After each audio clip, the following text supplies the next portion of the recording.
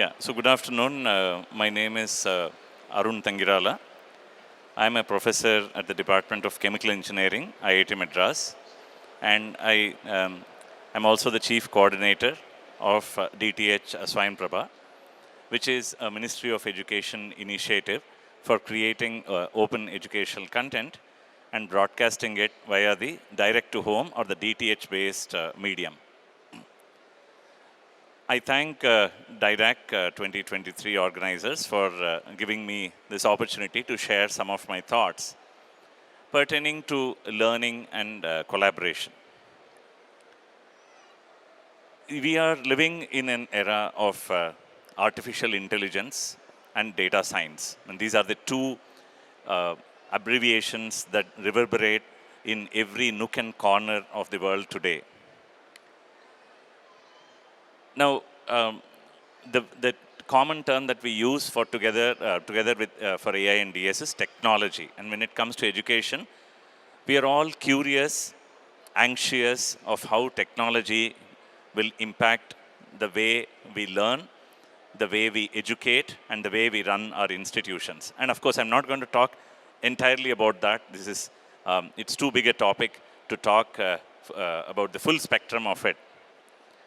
But I would like to actually share a few thoughts of mine on what role technology plays, and more importantly, what role the learner plays in this in the journey that's ahead of us. So just because we have some excellent technologies, thanks to AI and thanks to other technological developments, we should never think that technology is going to be a substitute. Technology can never be a substitute for the learner and for the teacher. It is a value addition. It is a supplement which enhances our teaching/learning experience. And that's the first thing to keep in mind, because many of us are afraid that technology will replace teachers or technology can replace my learning effort. So I'm going to give you perspectives both for a teacher and a learner, because I've been in the teaching profession for more than 2 decades now, and I'm a continuous learner. So I'll give you perspectives from both sides. So as a teacher, if I'm thinking that technology is going to replace some of my efforts, then I'm wrong. I should ask the question, how can I use the existing technology to enhance, to do better than what I have been doing now? Can I do a lot of tasks in a much more effective way using, let us say, graphics, using simulation, and so on? And as a learner, I should ask if technology can help me learn things, access material, excellent material that is there, and also use simulators or visuals, graphics, and so on, to enhance my understanding. And both parties, that is the teacher and the learner, can effectively use technology if we understand what I call as the 5 layers of learning, or the 5 koshas of learning or teaching. So the first level of learning, the first layer of learning, has got to do with reading, listening, speaking. So if a student is sitting in the class, then the student is taking notes, listening to what the teacher is saying, and noting down. That's it. It doesn't mean that the learner has understood. So the student should not be under the impression that there is no work that needs to be done further. It is only that some sense has been made out of what the teacher has taught and taken down the notes. The second layer of understanding comes about when you go back and you reinforce, you actually now sit by yourself or collaborate with people. So that is the second thing that is very important. In this era, we talk of learning and collaboration. It used to happen earlier as well, but today collaborations can happen at a larger scale. So I can, after my class hours, sit in my hostel or wherever my reading desk is, all by myself or with the peers, very importantly, because in the era of digital learning, the peer group learning is not happening. So find people whom you can collaborate with and learn. And teachers, you can find people whom you can collaborate with and enhance the teaching. So the second layer of learning is what I call as understanding. That is when the understanding actually happens, where you start reading additional material, you start solving your homework problems, assignments, and so on. Then you can claim to a certain extent that you have understood the subject. But you may not be ready for taking an exam or applying these concepts. That's when the third layer you get into as a learner.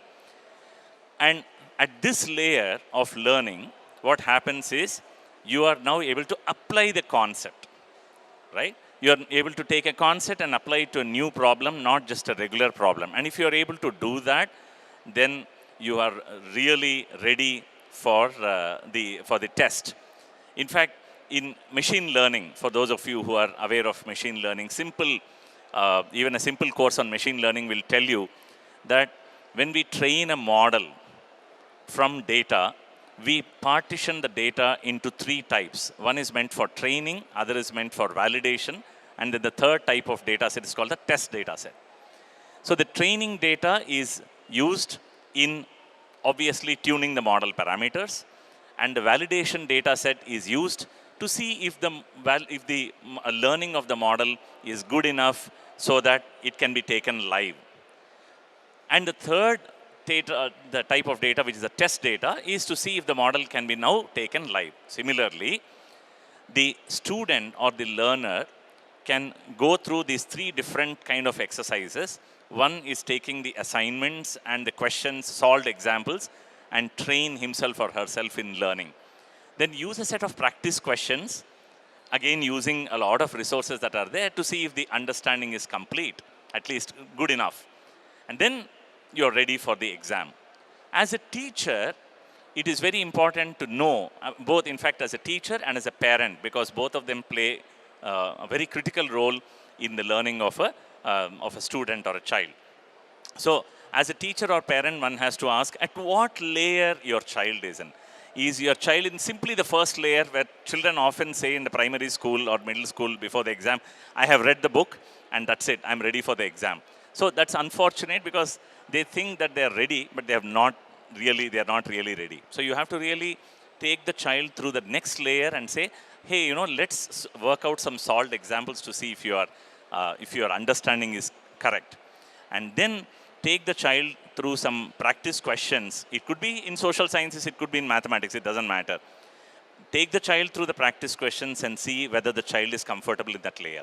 These are the three minimum layers that a teacher and a learner has to be aware of, especially a learner. Now, there are two advanced layers which are meant for teachers. See, what happens as a student, you are learning for yourself. That's the difference between a learner as a student and a learner as a teacher. When I was a student, I learned the subject for myself. But the moment I took to the teaching profession, I said, now I'm responsible for the learning for a number of students who are dependent on the knowledge that I share. So I become more responsible, and we call this as the responsible learning, where you now ask, are my facts correct?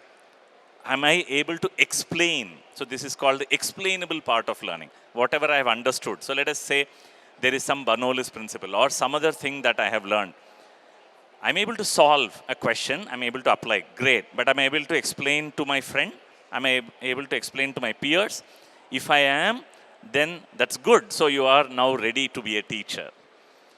So a teacher should now go into the fourth layer and make efforts to explain. And that comes again with practice, with again some training, and of course, very good communication skills. Very, very important. So you can see the skills that are required for different layers of learning are changing now. The fifth layer, which is really advanced, is where you are able to give perspectives, where you are able to give viewpoints, where you are able to connect a subject with real life. I often give this example of cleaning. So we in signal processing, there is a very common example. See, when we listen to radios and phones, a lot of times we hear noisy signals. In signal processing, we call the task of cleaning up that signal, that noisy signal, as denoising.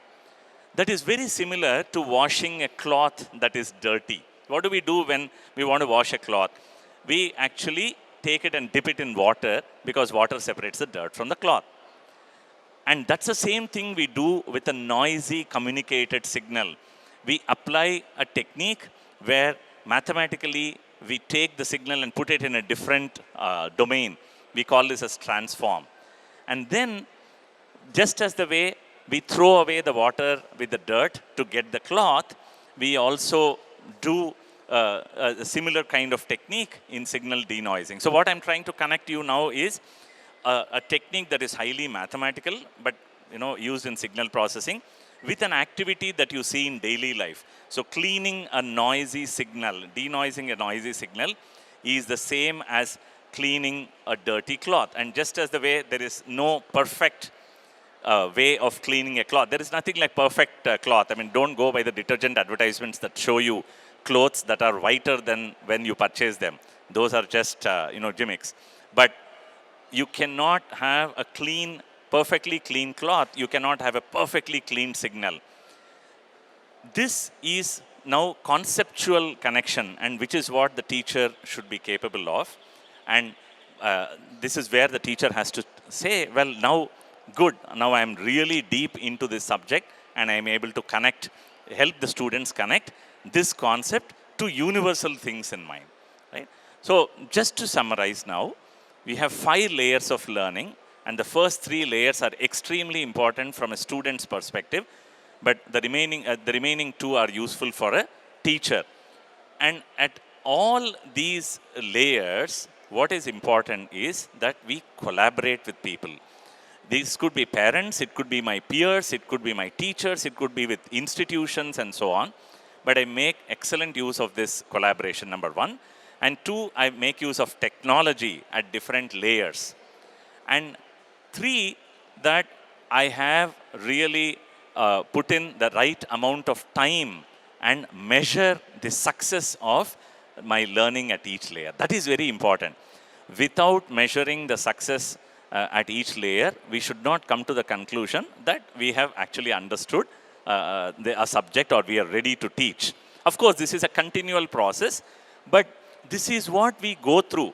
I'm making this very explicit, but any hardworking student or a teacher will actually go through these processes. But I've just opened up the mysteries of this learning and teaching process and explained it in this framework for you. So hopefully this framework is very useful. And go and ask yourself, in which layer of learning are you? And what skills and collaboration and technology do you require? Have you really harnessed the availability of different technologies that are available to really master the learning at each layer? So enjoy your learning experience. And this applies not only to your classroom subjects, but it also applies to all other things that we get to learn in life. Okay, so hopefully you found this entire framework useful, and you will be able to put it to good use. Thank you.